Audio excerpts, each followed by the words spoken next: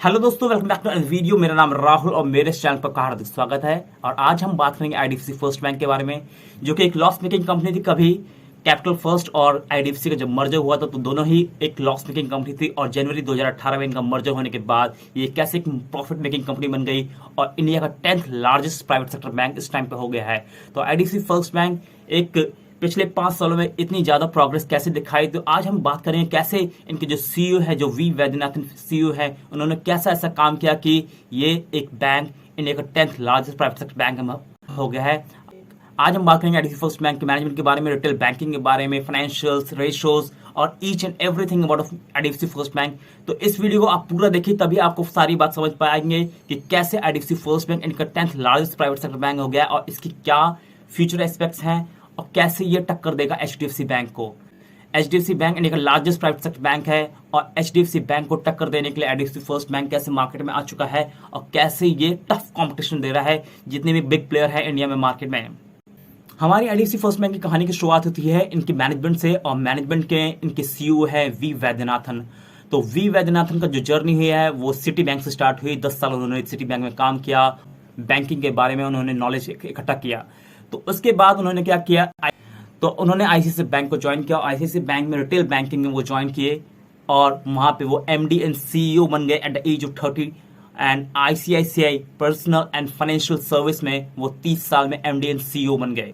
फिर सन 2002 में वो आईसीआईसीआई बैंक में रिटेल बैंकिंग के हेड बन चुके थे। वी वैद्यनाथन ने 1400 ब्रांचेस खोली जो आईसीआईसीआई बैंक की थी, तो उससे उनका डिपॉजिट और लोन बुक दोनों में उनकी प्रोग्रेस काफी अच्छी खासी दिखाई दी। 41 की उम्र आते आते उन्हें एमडी एंड सीईओ बना दिया गया आईसीआईसीआई प्रूडेंशियल लाइफ का। ये कहानी अप्रैल 2010 की, जब वी वैद्यनाथन हैदराबाद जा रहे थे। उनकी मुलाकात किशोर बियानी से हुई। किशोर बियानी एक एनबीएफसी कंपनी के सीईओ एंड हेड थे और उस कंपनी का नाम था फ्यूचर कैपिटल। तो फ्यूचर कैपिटल एक कंपनी थी जो कि लॉस मेकिंग कंपनी थी। तो उन्होंने किशोर बियानी से बात की और किशोर बियानी ने कहा कि आप मेरे से 10% स्टेक लीजिए फ्यूचर कैपिटल में और इस कंपनी को भी प्रॉफिटेबल ले आए, जैसा कि आपने आईसीआईसीआई बैंक में रिटेल बैंक को प्रॉफिट में ला चुके हैं, उसी तरीके से मेरे इस एनबीएफसी को भी एक प्रॉफिट मेकिंग ऑर्गेनाइजेशन बना दो।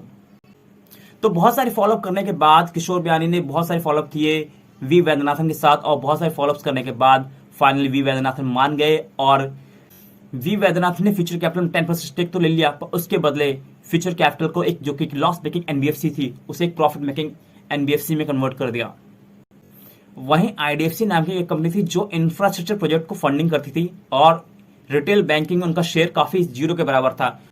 तो उन्हें भी एक साथी की जरूरत थी कि जो रिटेल बैंकिंग में उनका साथ दे और रिटेल बैंकिंग में उनका पोर्शन मैक्सिमाइज कर सके।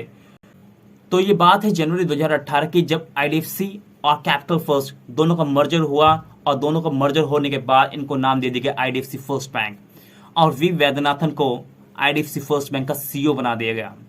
तो आज हम बात करेंगे आईडीएफसी फर्स्ट बैंक के रिटेल बैंकिंग के बारे में, फाइनेंशियल्स के बारे में, रेशियोज के बारे में, उनके शेयर होल्डिंग पैटर्न के बारे में, उनके फ्यूचर एस्पेक्ट्स और उनका होलसेल बैंकिंग से रिटेल बैंकिंग में जैसे वो शिफ्ट हुए, हर एक चीज के बारे में बात करेंगे।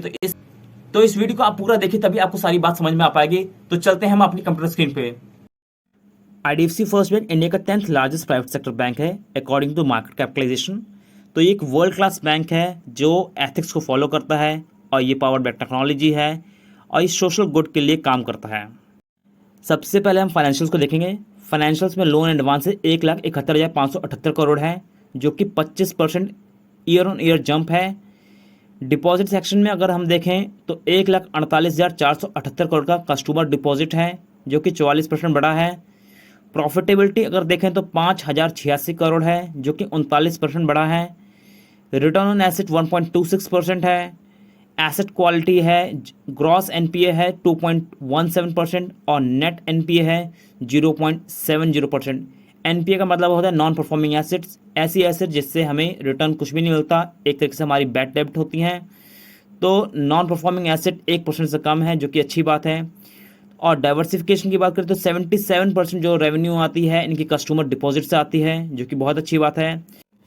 कोर ऑपरेटिंग प्रॉफिट 1,427 करोड़ है, जो कि 45% इस साल बढ़ा है। रिटर्न ऑन इक्विटी 11.78% है। एसेट क्वालिटी ग्रॉस एनपीए 1.53% और नेट एनपीए 0.52%। कासा रेशो है 46.5%। कासा रेशो का मतलब होता है ऐसा पैसा जो करंट अकाउंट और सेविंग अकाउंट में रखा जाता है लोगों के द्वारा, तो उसे कासा बोलते हैं। तो कासा रेशो 46.5% है, जो कि अच्छी बात है। प्रॉफिट आफ्टर टैक्स है 765 करोड़, जो कि 61% बढ़ा है सालाना। कैपिटल एडिक्वेसी रेशो है 16.96%। ये वो कैपिटल है जिसके अगेंस्ट रिस्क होता है, तो ये अगर ज़्यादा होगी तो ज़्यादा रिस्क होगा और कम होगी तो कम रिस्क होगा। अगर हम कुछ की फाइनेंशियल हाइलाइट्स के बारे में बात करें तो एसेट्स जो हैं वो 25% से ग्रोथ हुई है, जो कि लोन एंड एडवांसेस होते हैं। डिपॉजिट सेक्शन में अगर बात करें तो कस्टमर डिपॉजिट में 44% ग्रोथ हुई है। कासा रेशो 357 बेसिस पॉइंट से कम हुआ है। ग्रॉस एनपीए 2.17% है। नेट एनपीए 0.70% है। प्रॉफिटेबिलिटी की अगर बात करें तो 765 करोड़ का प्रॉफिट आफ्टर टैक्स है। रिटर्न ऑन एसेट 1.26% है। रिटर्न ऑन इक्विटी 11.78% है और कैपिटल एडिक्वेसी रेशो 16.96% है। इस बैंक के पास बहुत ही वेल डाइवर्सिफाइड प्रोडक्ट्स हैं जो कि हर एक कस्टमर के लिए सूट करते हैं, चाहे रिटेल लैंडिंग हो, एसएमई लैंडिंग हो, डिपॉजिट हो, एनआरआई बैंकिंग हो, wealth management, credit card, FASTag, trade finance, transaction banking, treasury forex solution, supply chain financing, corporate lending. तो ये सारे प्रोडक्ट सेगमेंट है जो कि बैंक के पास हैं। इस बैंक का जो बिजनेस है वो पर्सनल बैंकिंग, एसएमई बैंकिंग और कॉर्पोरेट बैंकिंग पर आधारित है। पर्सनल बैंकिंग में car loan, education loan, gold loan, personal loan, credit card, agriculture farm loan, consumer durable loan, two wheeler loan, tractor loan. SME banking में loan against property, micro business loan, commercial vehicle, business banking और corporate banking में working capital loan and trade finance, forex and CMS solution and term loan, ये सब provide किया जाता है। और digital initiative के रूप में ये आरटीजीएस और एनएफटी जितनी भी पेमेंट होती है उसमें 27% की बढ़ोतरी आई है और जितनी भी ट्रांजैक्शन होती है बैंक की उसमें 95% डिजिटली होती है। और भारत बिल सिस्टम के अकॉर्डिंग ये रैंक नंबर 3 है। यूपीआई ट्रांजैक्शन में 104% की ग्रोथ पाई गई है और फास्टैग इशूड जो किए गए हैं वो 14.1 मिलियन है और क्रेडिट कार्ड स्पेंड जो है उसमें 72% की ग्रोथ आई है और 1.7 मिलियन क्रेडिट कार्ड इशू किए हैं जनवरी 2021 से। और पीओएस ट्रांजैक्शन जो है उनमें भी वॉल्यूम में इंक्रीज़ हुआ है 62% और वैल्यू में 49% का ग्रोथ आई है। इस बैंक का जो डिपॉजिट है वो भी साल दर साल हमेशा बढ़ा ही है। अगर हम 31 मार्च 2019 की बात करें जहाँ पे 40,504 करोड़ का डिपॉजिट था, वो साल दर साल बढ़ते बढ़ते 31 मार्च 2023 को 1,36,812 करोड़ हो गया है और 4 साल का CAGR रिटर्न देखें तो 36% होता है। तो ये जो ग्रोथ है सस्टेनेबल ग्रोथ है और कंटिन्यूस ग्रोथ होती जा रही है डिपॉजिट सेक्शन में, जो कि एक अच्छी बात है। ईयर ऑन ईयर बेसिस पे 44% और क्वार्टर ऑन क्वार्टर बेसिस पे 10% की वृद्धि हो रही है। बैंक का जो कासा डिपॉजिट है जो कि करंट अकाउंट और सेविंग अकाउंट डिपॉजिट होता है वो भी साल दर साल बढ़ा है और ईयर ऑन ईयर बेसिस पे 27% और क्वार्टर ऑन क्वार्टर बेसिस पे 3%। अगर 31 मार्च 2019 से बात करें 31 मार्च 2023 तक तो 4 साल में 74% के हिसाब से ग्रोथ हुई है, जो कि बहुत शानदार है। इस बैंक ने समय के साथ अपनी लाइबिलिटी बेस को शिफ्ट किया होलसेल से रिटेल पे। दिसंबर 2018 में 73% डिपॉजिट होलसेल से आता था, 27% डिपॉजिट रिटेल से आता था। बट अब जून 2023 में 77% डिपॉजिट रिटेल से आता है और केवल 23% होलसेल से आता है। यानी जितने भी बिग फ्रॉड होते हैं वो हम बड़े लोन दे देते हैं बैंक वाले, तो इसीलिए वहाँ पे वो डिफ़ॉल्ट हो जाता है।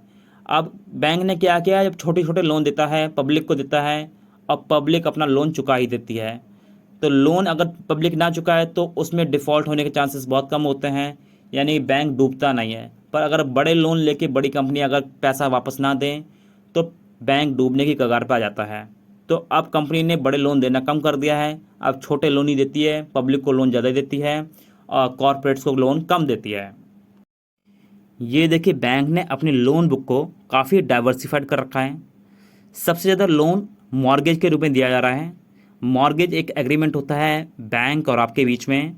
अगर आप लोन वापस नहीं करेंगे तो बैंक आपकी प्रॉपर्टी को कब्जा कर लेगा, तो ये एग्रीमेंट होता है जो कि मॉर्गेज कहा जाता है। तो मॉर्गेज के रूप में सबसे ज़्यादा सिक्योर्ड लोन दिया जा रहा है जो कि 23% है, कंज्यूमर लोन 13% है, रूरल फाइनेंस 11% है और भी बाकी सारे तरह के लोन दिए जा रहे हैं, जो कि इस चार्ट में देख सकते हैं आप। इस चार्ट से आप अंदाज़ा लगा सकते हैं कि बैंक ने इंफ्रास्ट्रक्चर पे जो लोन दिया जाता है, जो बड़े लोन दिए जाते हैं, उनको धीरे धीरे कम कर दिया है और मार्च 2023 तक केवल 2.9% ही लोन इंफ्रा लोन के रूप में दिया जा रहा है। इस चार्ट से हमें पता चलता है कि बैंक जो भी लोन देता है उस पे इंटरेस्ट प्लस प्रिंसिपल उसे वापस रिसीव हो जा रहा है ईएमआई के रूप में, हर एक मंथ ईएमआई के रूप में, और 99% ट्रांजैक्शन सक्सेसफुल हो रही है, कोई भी डिफ़ॉल्ट नहीं हो रहा है। इस बैंक का ग्रॉस एनपीए 1.53% है और नेट एनपीए 0.52% है, जो कि बहुत अच्छा है। अगर 1% से नेट एनपीए कम हो तो उसे अच्छा माना जाता है। आईडीएफसी फर्स्ट बैंक का प्रोविज़न कवरेज रेशो भी हर साल बढ़ रहा है और ये बढ़ के 83.12% हो गया है। प्रोविज़न कवरेज का मतलब होता है ये वो फंड होते हैं जो बैंक अपने साइड में रखता है, अगर कोई भी लॉस हो जाए, कोई बैड डेब्ट हो जाए, उसके लिए फ़ंड होता है। इस बैंक ने नेट स्ट्रेस एसेट को भी कम कर दिया है, जो कि 1.65% था पिछले साल जून में, उसको कम करके 0.71% कर दिया है, जो कि जून 2023 में है। नेट स्ट्रेस एसेट वो होती हैं जो कि एक तरीके से एनपीओ होती हैं, नॉन परफॉर्मिंग एसेट होती हैं, जिनसे हमें पैसा वापस नहीं मिलता। इस बैंक की नेट इंटरेस्ट इनकम में 36% की बढ़ोतरी हुई है, जो कि सालाना है, जो कि काफ़ी अच्छी बात है। बैंक की अदर इनकम और फीस सबसे ज़्यादा लोन और जेनेटिक फ़ीस के रूप में आती है और जनरल बैंकिंग फ़ीस के रूप में आती है, जो कि 30% है। उसके अलावा वेल्थ मैनेजमेंट सर्विस से भी मिलती है इन्हें 14% fees, and trade and client से भी 9% एंड क्रेडिट कार्ड से भी इनको 17% का फ़ीस मिलती है, जो कि अदर इनकम के रूप में है। बैंक की कॉस्ट टू इनकम रेशो 95% से 72% हो गई है 4 साल में, यानी कि इनकी लागत अब कम आ रही है और रेवेन्यू अब ज़्यादा हो रही है, इनकम इनकी ज़्यादा हो रही है। फाइनेंशियल ईयर 2024 के Q1 में 45% ग्रोथ पाई गई है कोर ऑपरेटिंग प्रॉफिट में, जो कि बहुत शानदार है, और 4 ईयर का जो CAGR% है वो 43% है। इस बैंक का रिटर्न ऑन इक्विटी और रिटर्न ऑन एसेट काफ़ी ज़्यादा कंसिस्टेंट है हर एक क्वार्टर में, और लास्ट क्वार्टर में जो कि Q1 ऑफ फाइनेंशियल ईयर 2024 का है, रिटर्न ऑन इक्विटी 11.78% है और रिटर्न ऑन एसेट 1.26% है। बात करें इनकम स्टेटमेंट की, तो प्रॉफिट आफ्टर टैक्स जो है वो सालाना 61% से बढ़ोतरी हुई है। इस बैंक की क्रेडिट रेटिंग भी समय के साथ इम्प्रूव हुई है और जून 2023 में इसकी जो क्रिजल रेटिंग है वो AA stable to AA plus stable है। शेयर होल्डिंग पैटर्न की बात करें तो शेयर होल्डिंग पैटर्न में प्रोमोटर्स की जो होल्डिंग है 33.93% है, फॉरेन डायरेक्ट इन्वेस्टमेंट 22.46% है, म्यूचुअल फंड 7.72%, पब्लिक है 24.49%, प्रेसिडेंट ऑफ इंडिया है 3.94% एंड बाकी भी अदर इन्वेस्टमेंट है। इस बैंक का पीबी रेशो 1.9 है जून 2023 में, जो कि इंडस्ट्री पीबी रेशो से कम है। पीबी रेशो समझने के लिए सबसे पहले हमें बुक वैल्यू समझना पड़ेगा। अगर आप अपने एसेट्स में से लायबिलिटी घटा देंगे तो उसे बुक वैल्यू कहते हैं, और जितना प्राइस टू बुक रेशो कम होगा वो उतना ही अच्छा होगा, और ये 2 से कम है तो ये अच्छी बात है।